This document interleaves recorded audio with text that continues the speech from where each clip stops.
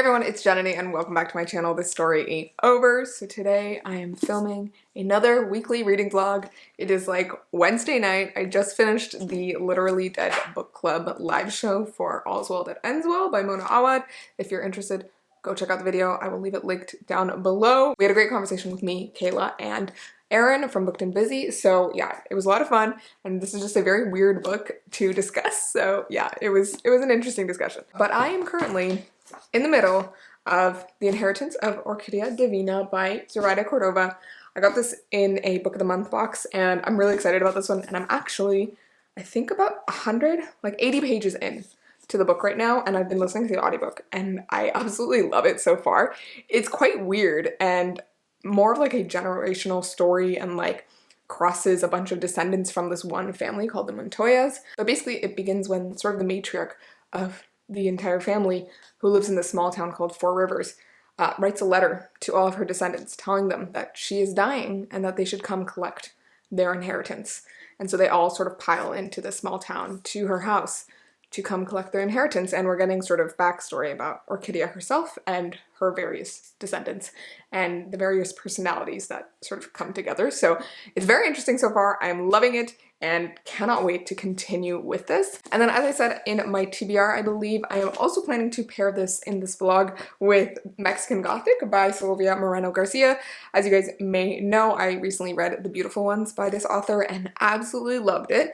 This one is more of a Gothic horror rather than like a historical romance, but I'm still really excited for this because I love the author's like writing style, and I think that this was going to be a really nice read for October. So that's what's on the docket for this week. I am hoping to get like halfway through this, or maybe like 2/3 through this tonight, and then maybe finish it off tomorrow, and then I'm gonna hopefully finish this off on the weekend. So I will update you as I go. But yeah, really excited for both of these, and I'm very curious to hear what you guys have thought of them, especially Mexican Gothic, because I know this one won like the horror award for Goodreads last year, I think, and people had like mixed opinions about that. So I would love to hear what you thought of this one. So it is a new day. It is October 9th. It's a Saturday. It's a Saturday morning. I was supposed to film a bunch of videos today, but it's looking a little gloomy outside, so I'm just going to be vlogging a bit today. I'm heading to watch the new James Bond movie later today and having dinner with some friends, and it's just going to be a nice time. But before that, we're going to do a bunch of reading.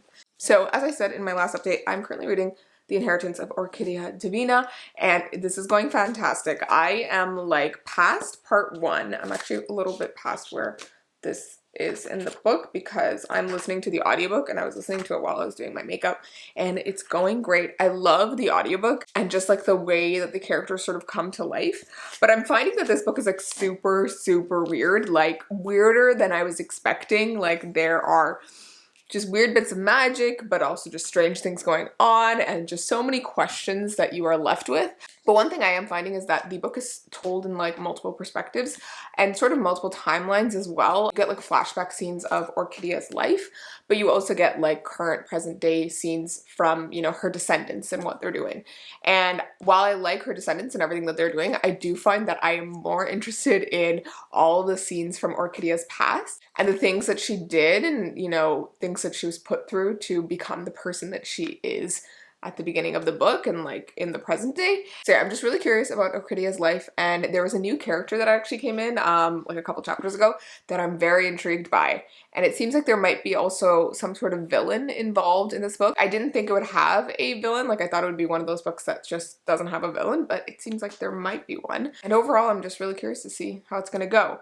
I am liking it. I'm not loving it, but I think that that will come by the end once we get a little bit more information, because right now I'm just like curious and I just really want to know why things are the way they are. And yeah, this has got like some ghosts in it and like supernatural things going on and lots of plants and strange things, and it also jumps through a lot of time. Like I was just reading one part where like 7 years passed, and I was like, oh my god. So in that way, it's like very expansive as well. But overall, really enjoying it and hoping to finish this today.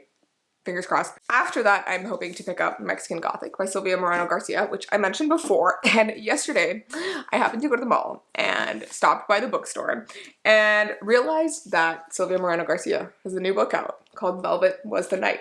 And I was like, I love the beautiful ones, and I have a feeling I'm gonna love Mexican Gothic. So why not buy this one and add it to this vlog? So here we are. This vlog is gonna be a little bit longer, I'm assuming. Once I finish Arcadia Divina, I'm gonna pick up Mexican Gothic, and then I'm gonna pick up Velvet Was the Night.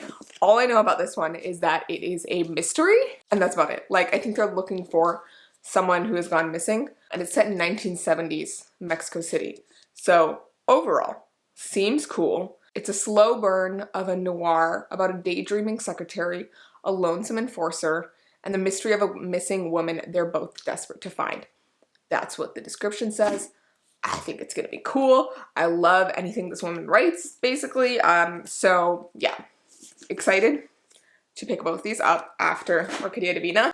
I think they're gonna be both fantastic. And also, a bunch of you were commenting on my TBR for October about Mexican Gothic and how you loved it and, you know, what you thought of it. And one of you commented on the fact that I said, like, it'll be a nice, like, way to ease into, you know, October and spooky season. And then the person who commented was like, this book is, like, really weird and spooky. Like, you're gonna be scared. And I was like, oh, okay, that makes me even more excited to read it. So, yeah, I'm excited for the horror-y bits of this. And I'm just really liking these, like, strange, spooky vibes, just super weirdness amongst these books. Even Orquidea Divina is, like, really weird, but slightly spooky in a way. I wouldn't say super spooky, but a little spooky in just the weirdness. And I'm liking it. So that's the theme, weird, spooky books for this vlog. We wake, hear the birds and see the sun. Side by side our fears are done. Oh, the good times just begun.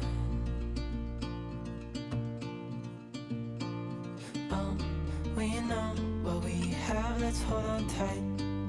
Found what we're looking for in life. Call us crazy, but things are finally right. With you and I, the future is bright.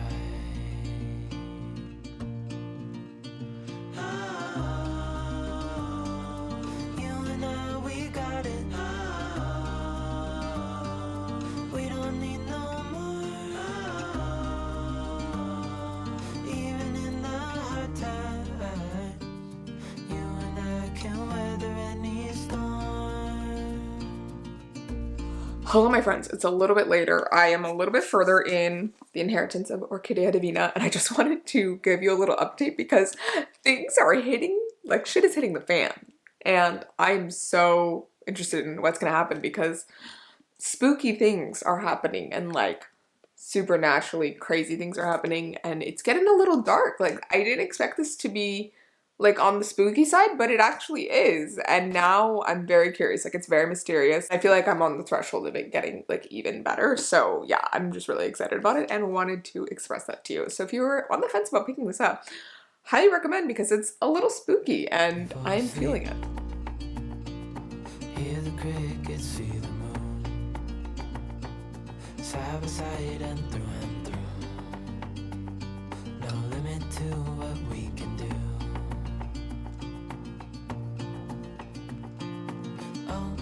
We know what we have, let's hold on tight.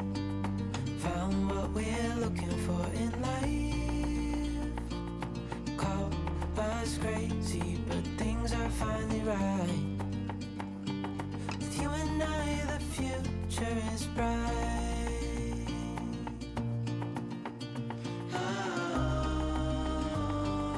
You and I, we got it. We don't need no.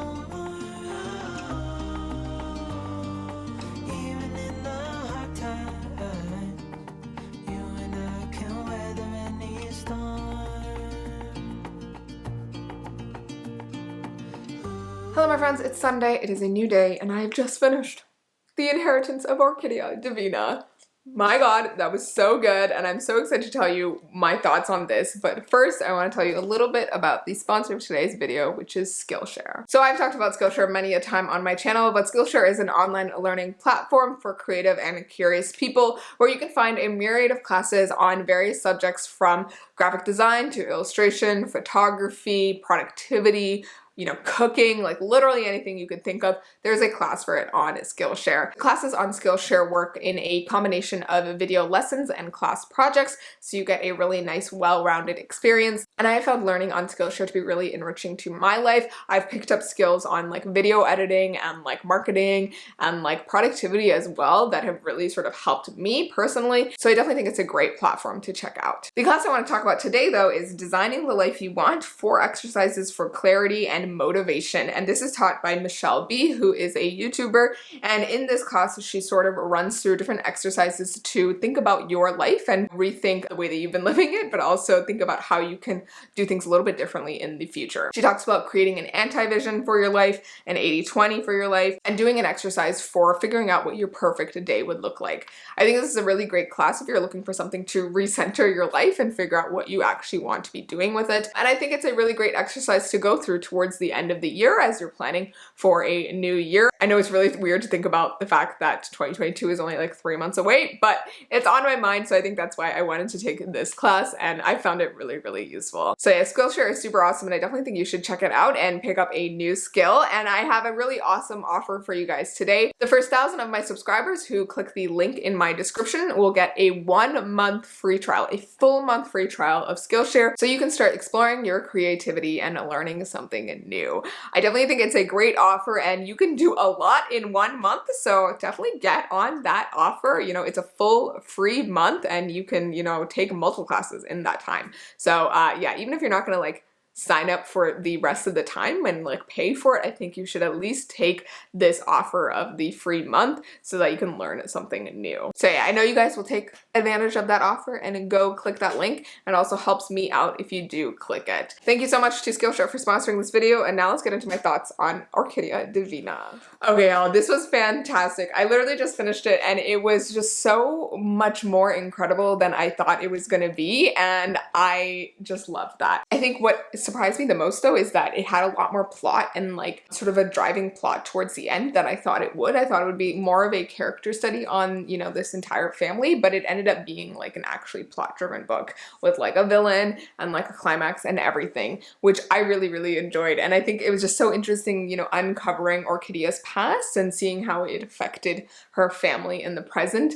And all of that was just so, so incredible. One thing I will say is that this book is actually so, so weird, and it's a lot more spooky than I thought it was gonna be. There are like ghosts in this book, there are like people dying in this book, there are magical beings and, you know, curses and powers and people returning from the dead, and just so many crazy things going on. And just the way that some of the deaths happen in this book as well was just so intense, and I just really, really loved it. I think this was just like a really nice surprise. It definitely wasn't like my favorite book, but I think it was a really enjoyable read and a very fascinating read. One that was just like great for this time of year as well, for spooky season. But also I think it just had like a wonderful sort of message by the end. And the family aspect to this was just so, so endearing. And I absolutely loved that part. I absolutely loved all the characters who had perspectives, but I think Orquidea was the one who really stole the show for me. I think all of her chapters and the ones that like took place in the past and followed her, you know, journey in her life were the most compelling to me, and I wanted to know what happened with her the entire time, because she's just like this lonely woman who had been told she had a lot of bad luck and ended up doing some incredible things, which I think is really cool. So yeah, overall, really great book. Really great if you like books about family, if you like books with really weird sort of magic, and if you like books with like some interesting plot twists as well. This one had some great ones by the end, like a bunch I did not see coming. And if you're also looking for something that sort of like weaves, you know, personal histories together, this one did a really great job of that. Also, if you're planning to pick this up, I highly recommend the audiobook, because it was just really great getting to hear the actual pronunciations of like all of these names and like some of the Spanish words as well. So highly recommend for that reason. And I think it really captured sort of the different grand personalities that are in this book as well. Okay, so now that I'm done with Arcadia Divina, I'm going to be starting Mexican Gothic by Silvia Moreno-Garcia. I'm very, very excited for this one. It is quite a short book. It's less than 300 pages, so I think I should be able to finish it pretty quickly. But before that, I did get some fall decorations to put up in my room, so I'm hoping to do that while I sort of listen to the audiobook of Mexican Gothic. Hear the birds and see the sun. Side by side our fears are done. Oh, the good times just begun. Oh, we know what hold on tight. Found what we're looking for in life. Call us crazy, but things are finally right. With you and I, the future is bright. Hello my friends, I just finished the first chapter of Mexican Gothic and I'm already loving the vibes. So it's starting off with our main character, Noemi, and this is set in 1950s Mexico. She lives in Mexico City with her like very wealthy father and all this, and she's attending a party and she gets called to her father's office because he has a proposition or something to talk to her about. And basically what he tells her is that her cousin, Catalina, whose parents have died when she was young and who recently got married and went off to the Mexican countryside, has been acting very strangely, and her husband has been writing to Noemi's father telling him that Catalina has been acting very strange and like acting a little crazy. And there's a letter that he shows Noemi of Catalina saying that her husband is poisoning her and that there are ghosts walking through walls and all these things. And I was like, oh my god, yes. And this is already giving me sort of vibes kind of like Rebecca. I haven't actually read that book yet, but I did watch the movie on Netflix that recently came out, and I'm tempted to actually read that book very soon. But it was giving me vibes like that, and I'm just very excited for this whole concept because Noemi is going to go off to the Mexican countryside and see what's up with Catalina and see if she's like going crazy or if she's actually getting poisoned by her husband or if something else is going on. And it already seems like it's gonna be fantastic, so I cannot wait. This definitely feels like it's gonna be a quick read, and I'm liking the audiobook narrator as well. I just grabbed it off Audible because Scribd didn't have it and the library had too many holds. So excited to see what I'm gonna think of it because right now I feel like it's gonna be a new favorite, but we'll see. Hello my friends, it's a little bit later, it's like 4 p.m. right now, and I'm about 100 pages into Mexican Gothic. I took off the dust jacket because I usually don't read with them on, and I've been like tabbing places in the book that seem interesting or have cool lines or whatever, and as you can see, I've been going a little bit overboard because this is fantastic so far. I am getting so many like Wuthering Heights and Jane Eyre vibes, like very Gothic horror vibes, which I'm loving, which is exactly what I was expecting. And it's also reminding me a lot of Rebecca as well, which is also another Gothic horror. But I am just so intrigued by this, and I feel like it's gonna get super weird later on because there's already been like a hint of weirdness in like the dreams that the main character has been having while at the house. And I just have a feeling it's gonna get like even crazier and weirder by the end, and it's gonna have a really interesting ending. Yeah, I'm about 100 pages in, and what I am also loving is sort of the, not banter, but the sort of flow of conversation between the main character, Noemi, and one of the other characters in the book. I don't want to say who, but just the way that they like fire back and forth. It's just so fun to read and very compelling, and I'm like just loving like the tenseness between the characters, and it's a very sort of hostile environment that she's in. So I'm curious to see how it's gonna go, and I'm just very interested in the mystery of what's going on and what's going on with Noemi's cousin, Catalina. And I'm also just loving Noemi as a character herself. She is such a fun character. She is sort of like this, you know, snobby socialite who has gotten to do whatever she wants mostly, even though she is like a woman in the 1950s in Mexico. And she's like the type of person who is like a very city girl and, you know, loves her cars and isn't really suited for the countryside and for fanciful tales, but her cousin Catalina is. And it's funny because her cousin Catalina also really likes Gothic horror novels like Jane Eyre and Wuthering Heights, and they're like referenced in the book. And it's interesting to see how her life is sort of mirroring these tales that she loves. And they also talk about like other fairy tales as well. So I'm just loving all the references and like just the vibe of this book. And yeah, it's just so good. I think I have about, let me see, the audiobook says I have about 3 hours and 45 minutes left. I'm reading it at double speed on Audible, so yeah, it tells you like how much time you have left based on how quickly you're reading it.